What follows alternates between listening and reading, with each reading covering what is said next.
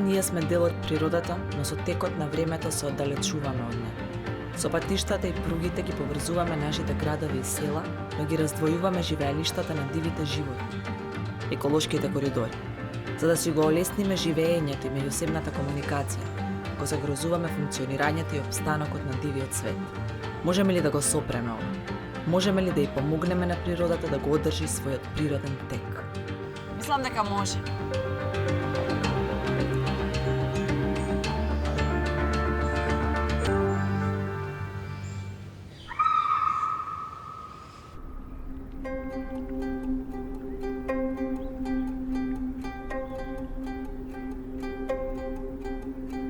Ова е дел од Националниот парк Маврово. Едно од најголемите заштитени подрачја во нашата држава, најпосетено место за рекреација, скијање, чист воздух и уживање во природата. Но Маврово не е само ова. Многу поважно, Маврово е еден од трите национални паркови во Република Северна Македонија и е важно јадрово подрачје со богата биолошка разновидност, зачувани природни живеалишта и диви животни, кои се од особено национално и европско значење. Ова е дом на европскиот елен, волкот, кафената мечка, дивокозата и уште многу диви животни, меѓу кои најзагрозената дива мачка во Европа – балканскиот рис. Заради остварување на основните животни потреби, рисот поминува големи растојанија кон соседните планини. Тој е критично загрозен вид, и ако го заштитиме него и неговото живеалиште, ќе помогнеме и во заштитата на биолошката разновидност во овие еколошки коридори. Во земјава се идентификувани 26 еколошки коридори. Еколошкиот коридор е еколошка врска што овозможува движење на видовите од едно до друго место заради храна, партнер, размножување и одгледување на своите млади. Еколошките коридори може да ги гледаме и како сообраќајници на животните. Националниот парк Маврово, како јадрово подрачје, е поврзано со 5 еколошки коридори. Ова пространство е дом на голем број растенија и животни. И сега го човекот. За да го разбереме влијанието на патиштата кои минуваат низ еколошките коридори врз животните кои живеат таму, можеме да го погледнеме движењето на рисовите. Ова е Деки, рисот заловен за да се следи неговото движење. Од исцртувањата на мапата, гледаме дека тој неколку пати е приморен да го премине патот и да се доведе во опасност, а гледаме и случаи каде е спречен да го помине патот. Во некој случај, Деки е спречен во текот на лов или барање партнер, двете клучни работи за неговиот опстанок.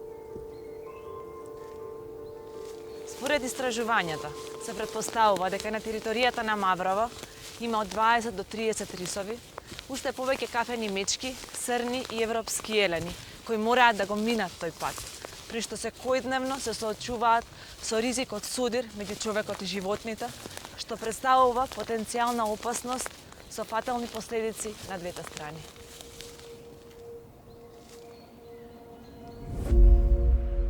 Иако во државава нема конкретни податоци за сообраќајните несреќи помеѓу животните и луѓето на патните правци, има неколку документирани случаи на судир со срна, мечка и рис.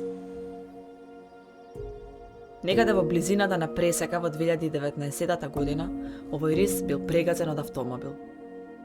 И покрај напорите од експертите да го спасат, тој им подлегна на повредите.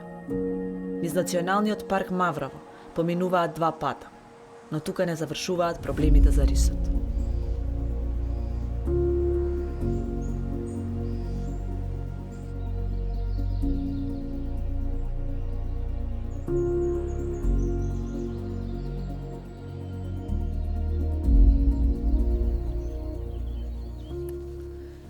Зад мене се наоѓа Буковиќ. Според експертите, овој еколошки коридор е еден од најзначајните премини за поврзување на популациите на рисот од Маврово со популациите од планините Сувагора, масивот Мокра и Бабуна, неговиот природен автопат.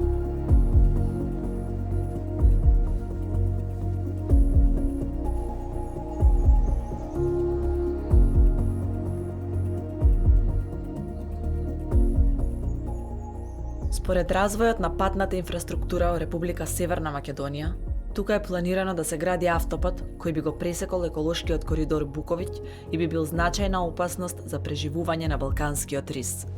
Но дали има решение?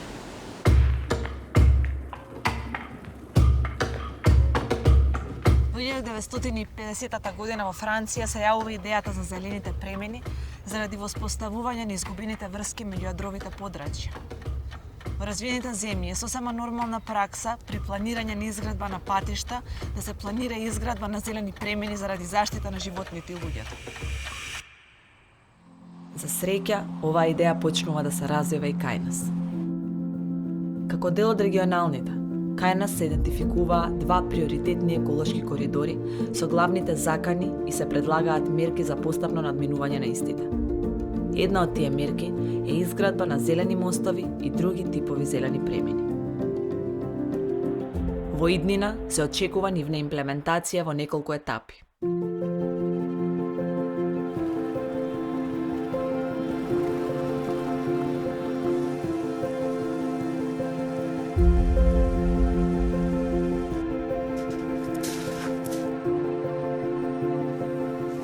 Време е рисот и сите диви животни да ја добијат почета што им ја должиме.